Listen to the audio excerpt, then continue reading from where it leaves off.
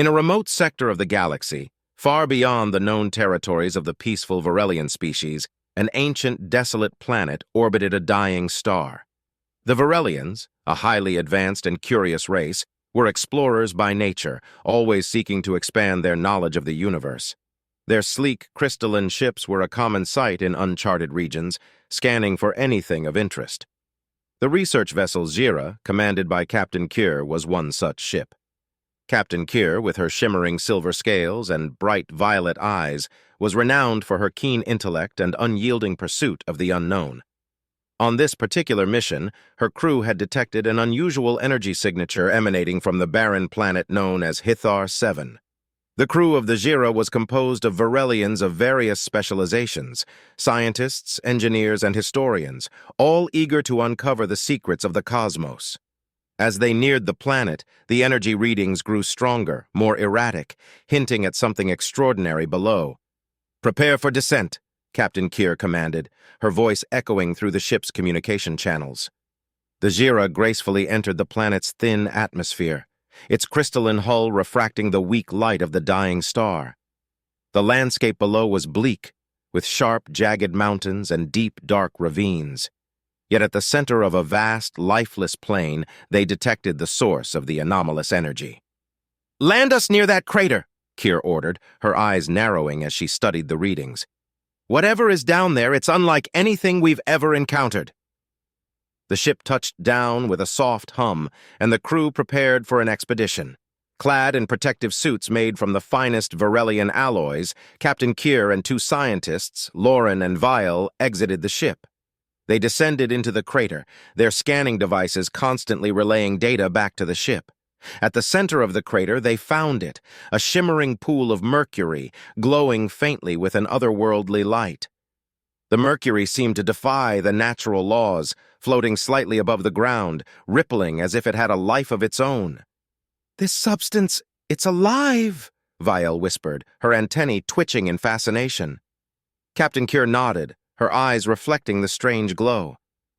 "This could be the most important discovery of our age. We must study it carefully." They carefully collected a sample of the Mercury, encasing it in a reinforced containment unit. As they returned to the Zira, a sense of unease settled over them, but their excitement at the discovery overshadowed it. Little did they know they had just uncovered the most dangerous substance in the galaxy. Back aboard the Zira, the Varelian scientists began to study the Mercury in their advanced laboratory. The substance was unlike anything they had ever seen. It seemed to possess an almost sentient quality, reacting to stimuli in unpredictable ways. When exposed to light, it emitted a strange, hypnotic glow. When heated, it vibrated at a frequency that resonated through the ship's hull. Days passed as Captain Kier and her team conducted experiments. The Mercury reacted to different stimuli, but it was when they introduced a small electrical charge that things took a terrifying turn.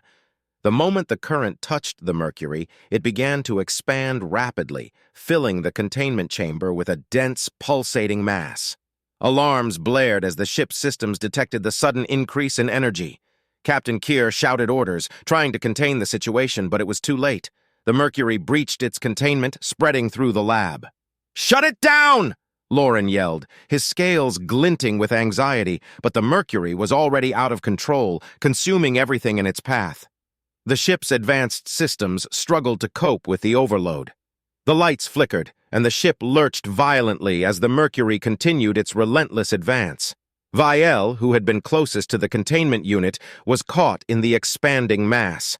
Her shriek echoed through the lab as the Mercury enveloped her, and then silence. The Mercury had absorbed her completely, leaving no trace behind. Captain Kier stared in horror at the scene. "We need to get out of here," she said, her voice trembling. "This Mercury, it's more than just alive, it's predatory." But as they turned to flee, the Mercury seemed to sense their movement. It began to spread faster, creeping toward them like a living metallic tide. The crew barely made it out of the lab, sealing the doors behind them. But the Mercury didn't stop.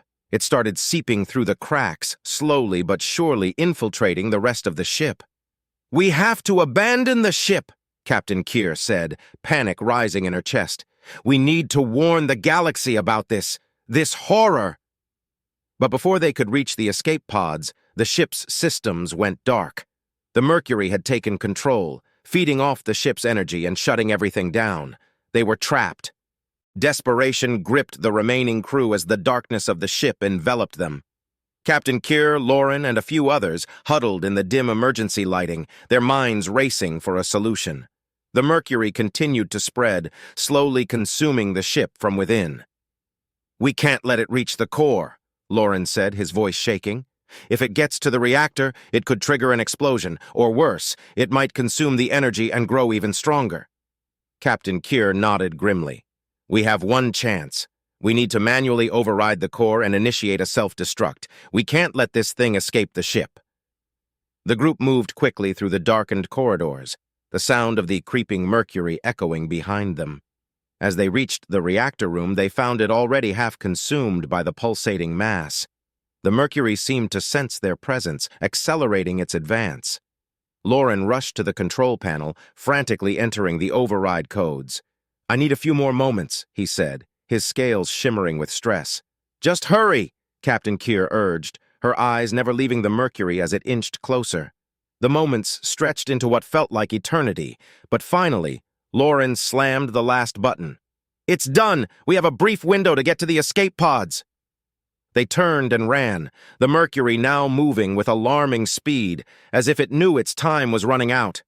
The corridors were a blur as they sprinted toward the escape pod bay, the ship's alarms blaring the countdown. When they reached the bay, they were horrified to find the Mercury already beginning to seep into the area. There was only one pod left, and the Mercury was closing in fast. "Get in now!" Captain Keir shouted, pushing the others into the pod. As she turned to follow, a tendril of the Mercury lashed out, wrapping around her leg. She hissed in pain, feeling the cold, liquid metal creeping up her limb. Lauren and the others pulled her free, dragging her into the pod just as the doors sealed shut. The pod launched into space, hurtling away from the doomed Jira. From the viewport, they watched as the ship was engulfed by the Mercury. In the final moments, the ship detonated in a blinding flash, the explosion briefly illuminating the void. But as the light faded, Captain Keir noticed something chilling. The explosion had scattered the Mercury into the surrounding space, where it floated, still pulsating with that eerie glow. It wasn't destroyed, it was spreading. The escape pod drifted through space, silent except for the faint hum of its life support systems. Captain Keir, Lauren, and the surviving crew members stared out into the endless void, the reality of their situation sinking in.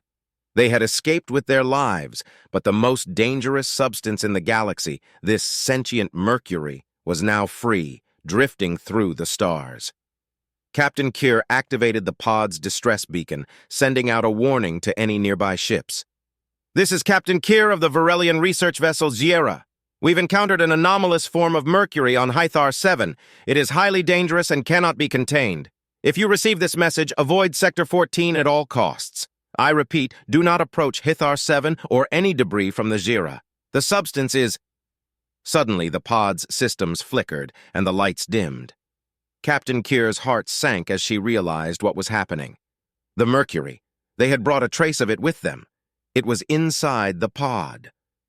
Lauren looked at her, fear in his violet eyes. "What do we do?" Captain Keir closed her eyes, knowing there was only one answer. "We can't let it spread. We have to destroy the pod." The others looked at her in shock, but they knew she was right. They couldn't let this nightmare reach another planet, another ship. It had to end here. They worked quickly, setting the pod's self-destruct sequence. As the countdown began, Captain Keir made one final transmission. "To anyone who finds this message, the Mercury is alive. It feeds on energy, and it's unstoppable. If it reaches a populated system, it could consume entire worlds. We are initiating self-destruct. The most dangerous substance in the galaxy must not survive." As the countdown reached 0, Captain Keir took a deep breath, accepting her fate. The pod exploded in a brilliant flash, vaporizing the last trace of the Mercury. But somewhere, far across the galaxy, the scattered fragments of the Mercury drifted on the solar winds, waiting for the chance to feed and grow once more. The warning had been sent, but would it be enough? Or had the galaxy's most dangerous substance already sealed the fate of countless worlds? The stars continued to twinkle in the void, indifferent to the danger that now lurked among them.